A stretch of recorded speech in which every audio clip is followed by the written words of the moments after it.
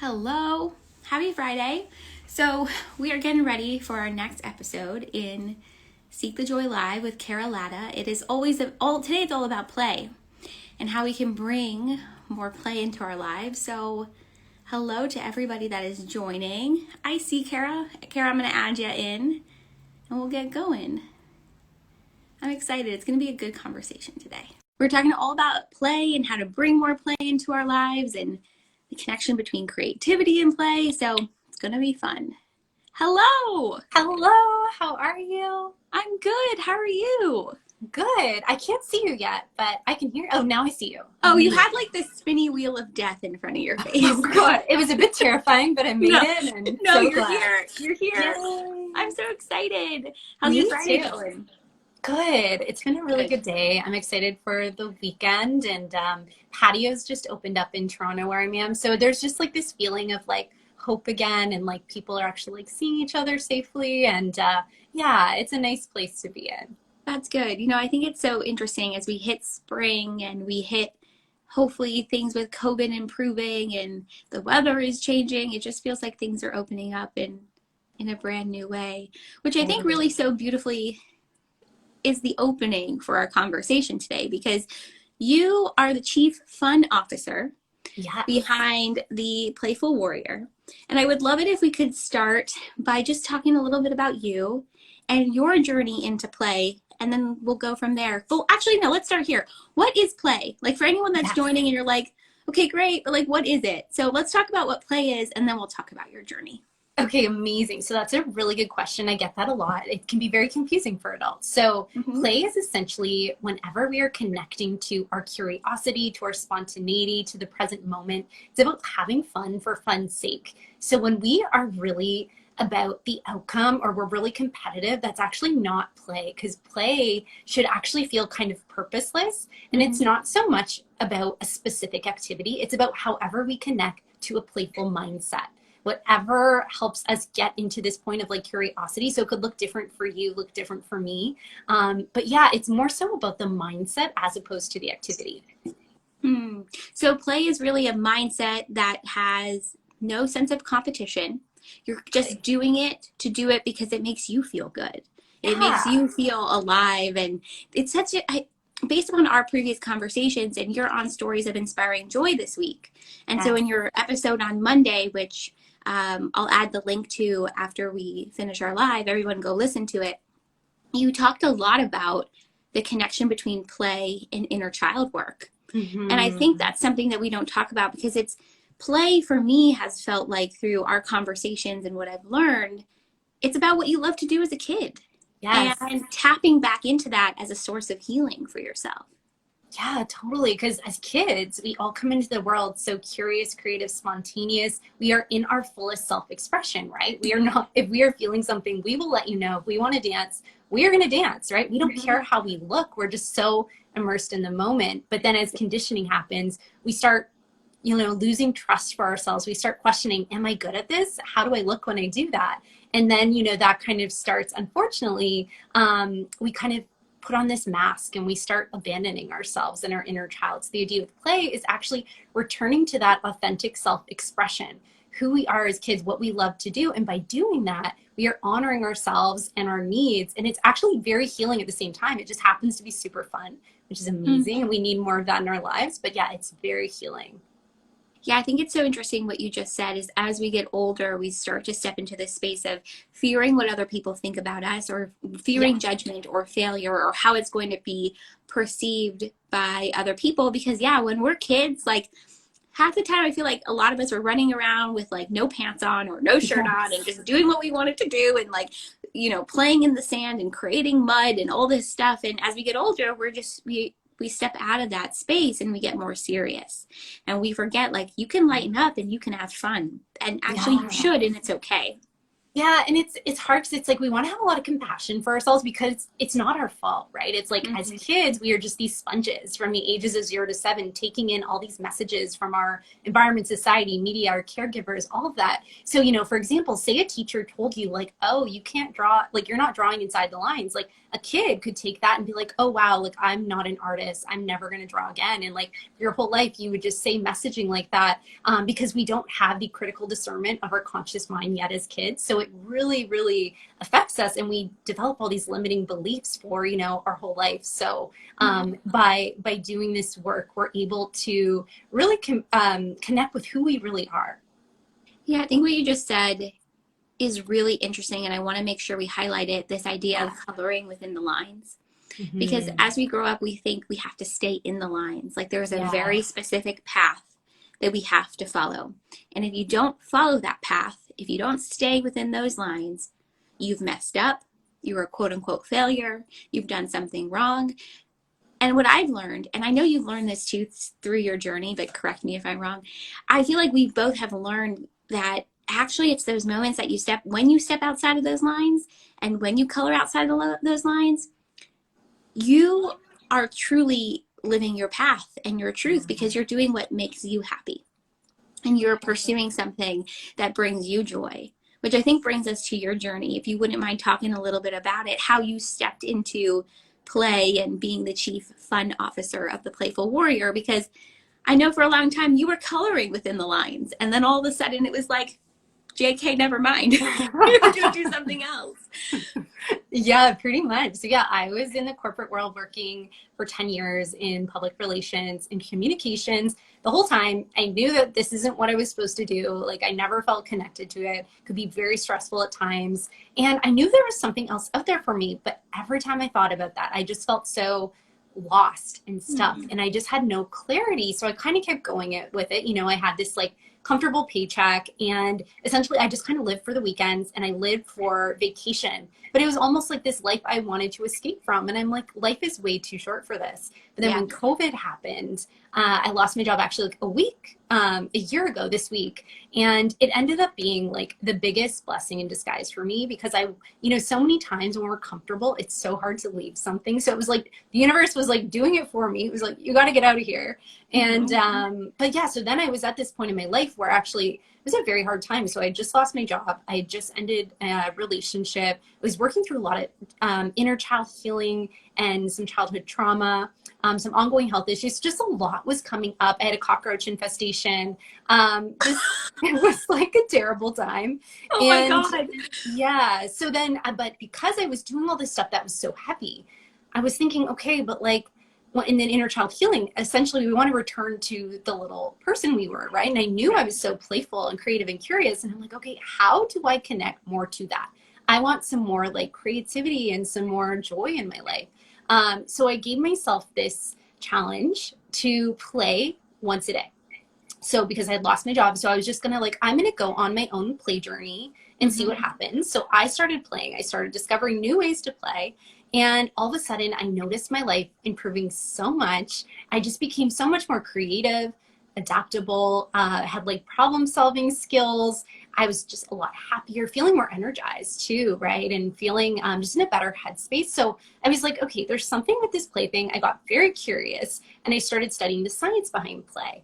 And that was what like really shocked me was that wow, there's so much science out there for play for adults that's just not talked about, right? Because we all just think it's silly, immature, fluffy, but actually it Mm-hmm. is so important for our health and well-being. Like they actually say play deprivation is a risk for our health. Like that's like said by a famous scientist. And yeah, so it's just like, okay, once I saw that, I was like, this is a business idea. I need to bring play to people, especially during the pandemic and these isolating, trying times. And I kind of continue with the journey. I just lived it firsthand. And yeah, I just then developed this really fun 8-week program for adults to learn to play again.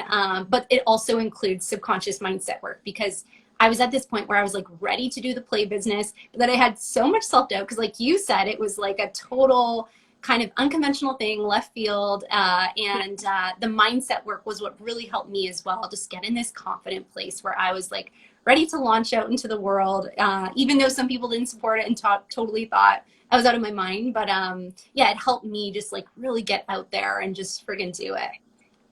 I love what you just said so much. Okay, the first thing I want to talk about is this idea that play, if you're not experiencing play, if you're not choosing play, it actually impacts your health. It has like a negative impact. We live in such a society and culture that is so focused on being productive, and hustling is a word we hear all the time.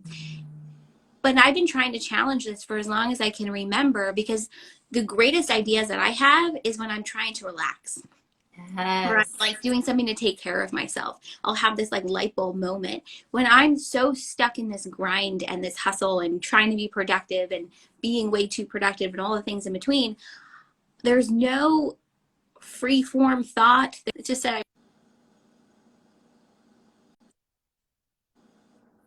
like being too productive and I'm stuck in this hustle mindset.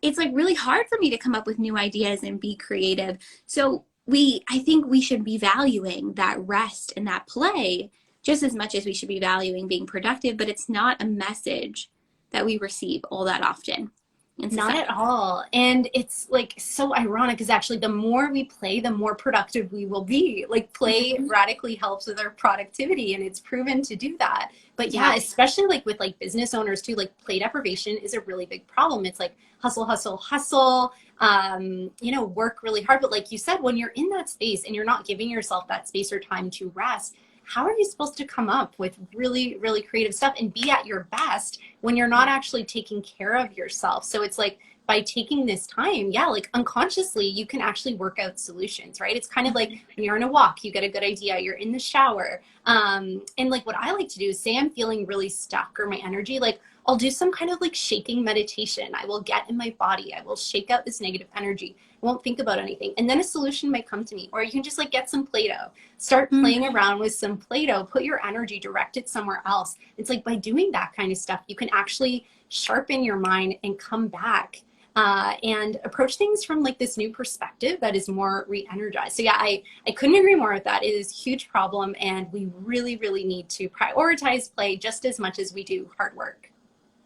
How could someone start to prioritize play? I think it's a question that keeps coming up in my mind, is like how, like even in my own life, like how could I start to prioritize that? For me, ultimately, sometimes it's just about making the decision, Yeah. to do it. But then it's like, what would I do?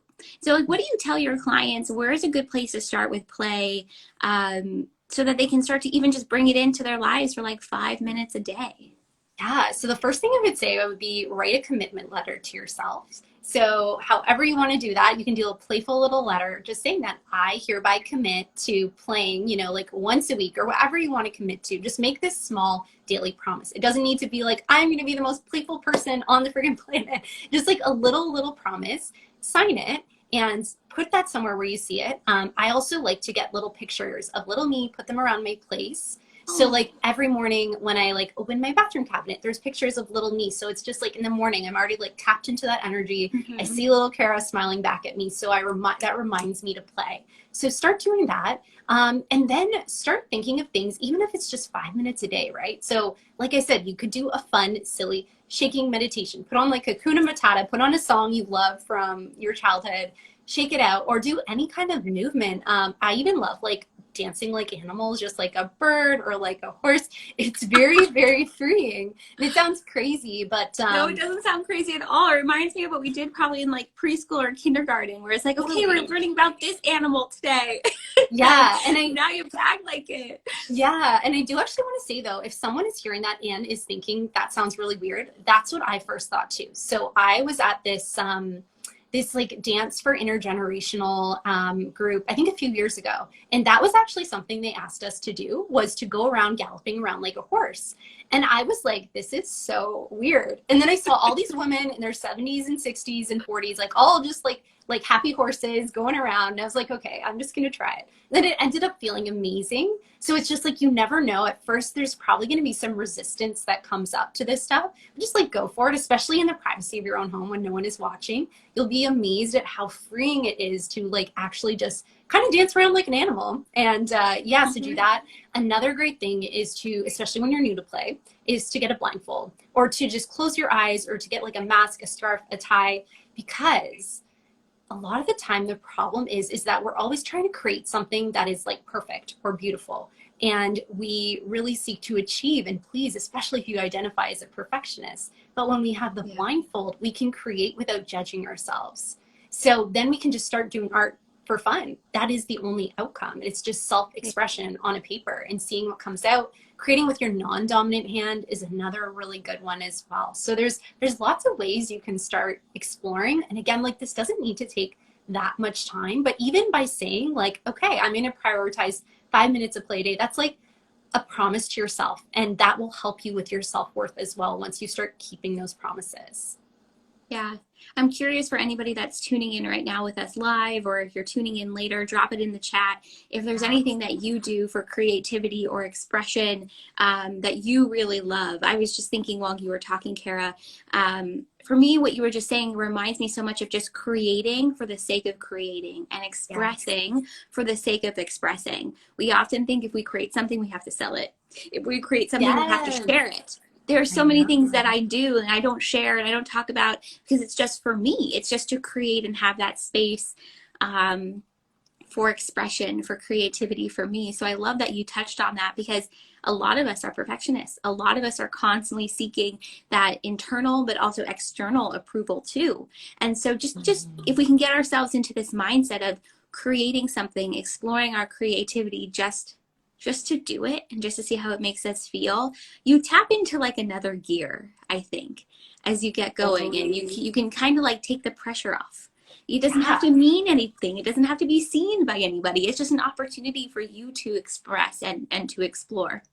Yeah, and there's so much beauty in that, and just giving yourself permission to express yourself. Like there's this like liberation, because this is what we're not taught in society. And so No. to actually like take that time to do it, there's something just so freeing about it. It's the most beautiful feeling.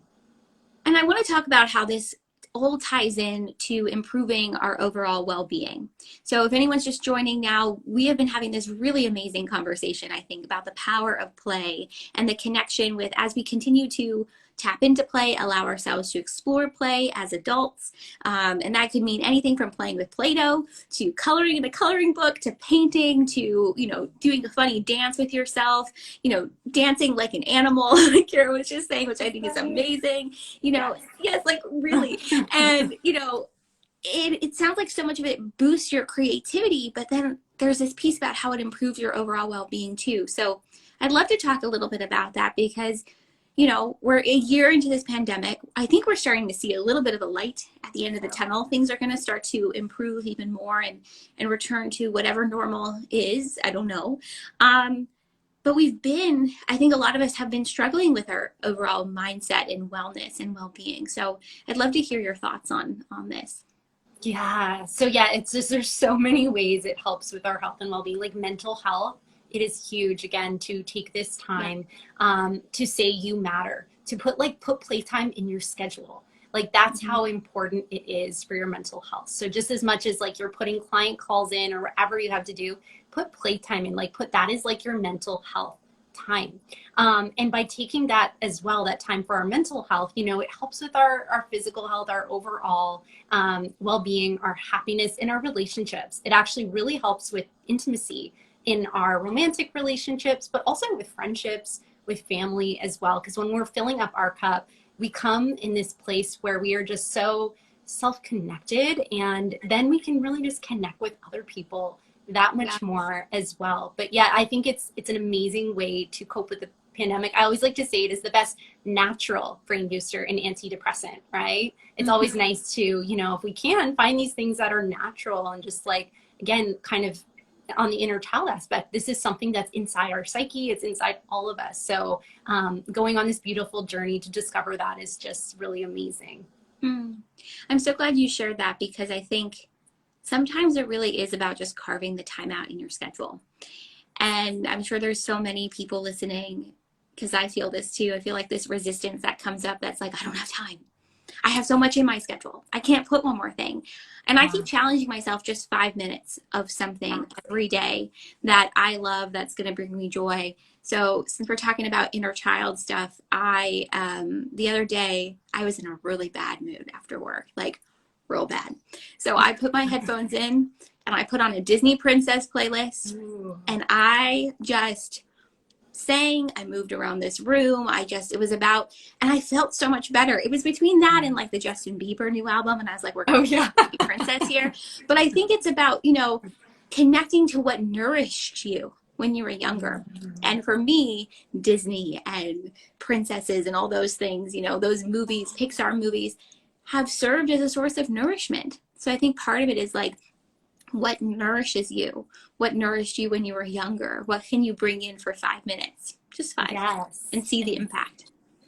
totally. Mm-hmm. Yeah. Yeah. The time, I think that is the biggest resistance I get from people is that I don't have time, or they're just saying I'm not creative. I Yeah. can't do art. But again, like that has nothing to do with this at all. It's not No, about being good at anything. It's just no. about self-expression.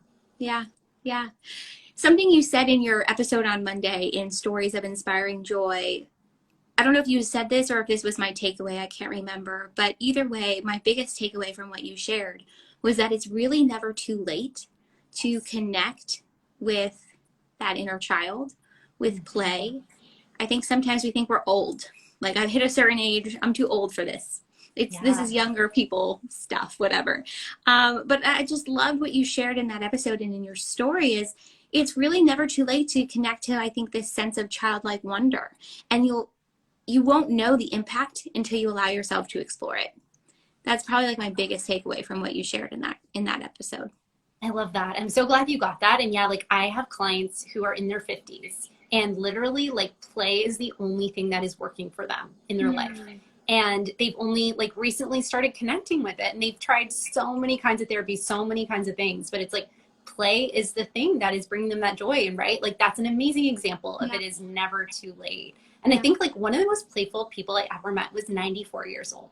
So it is just never too late at all. So I'm so glad that you took that because yeah, you can always start anew. And that's really cool about play too, is it expands what is possible, right? mm-hmm. If we tap into our imagination, there's so many more possibilities. And that's what play gets to do. We get to just redesign our life. Yeah, yeah.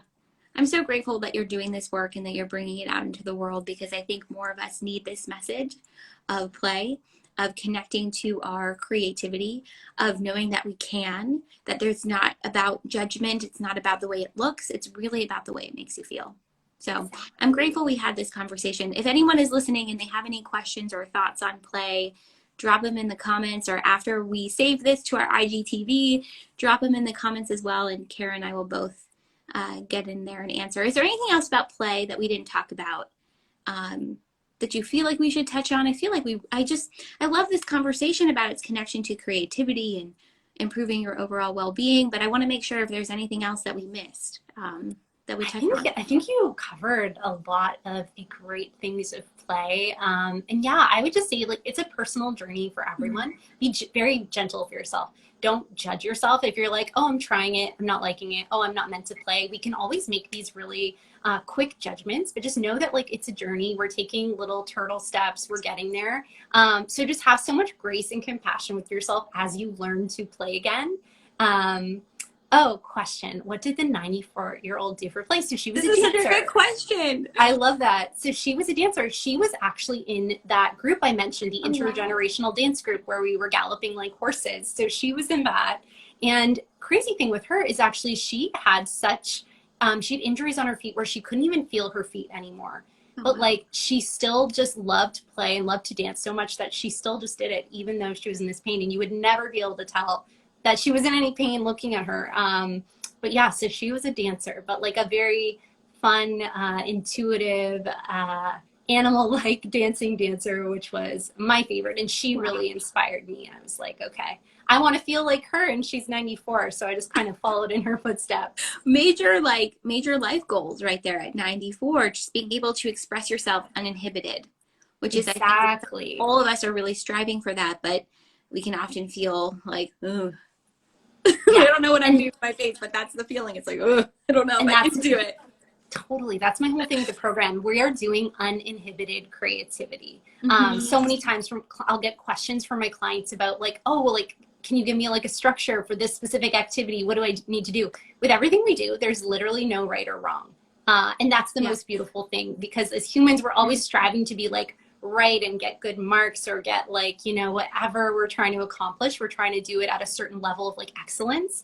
With play, like everything you do is already perfect. It's totally up to you. And yeah, it's just like liberation. If you want to feel liberation, I encourage you to play, and it will really bring you to more self acceptance and self love. Hmm.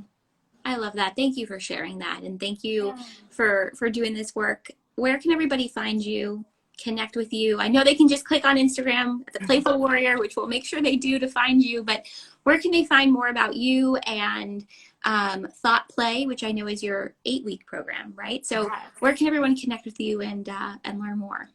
Yes, you can come to my website, theplayfulwarrior.com, or on Instagram, like you said, at the Playful Warrior. I would love to chat with you. Feel free to DM me. I love talking all things play and excited to connect with you.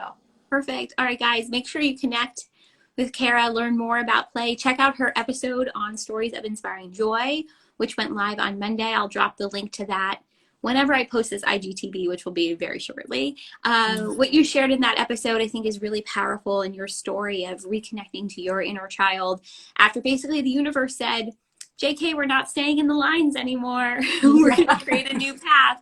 I think is really inspiring, especially uh, given the last year. So thank you for doing this with me. This was a lot of fun. You're welcome. Thank you so much for having me. It was so Of course. great chatting with you. Of course. All right. We'll talk soon. Thank you so much to everybody who joined the Yes. live. If you have any other questions for me or Kara, drop them in the comment section once I post the IGTV. And thanks again, Kara. This was so much fun. Thank you, everybody, Thank for being you. here. Bye. Bye.